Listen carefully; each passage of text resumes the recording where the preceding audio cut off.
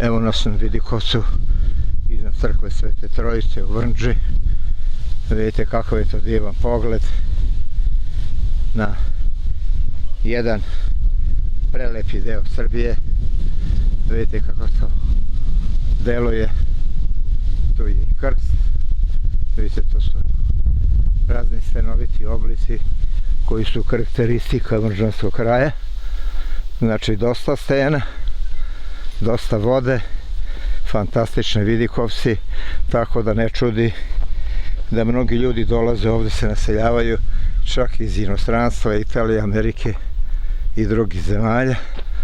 Dolaze da uživaju ovim prekrasnim krajolicima.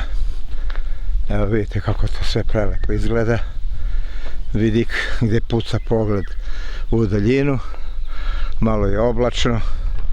Mi smo imali sreće da dođemo kad nevreme još ne počne tutnji ovim krajem, a ovde vidite jedna lepa nastrešnica gde možete da sednete i da uživate u hladovini posmatrajući sve ove lepote.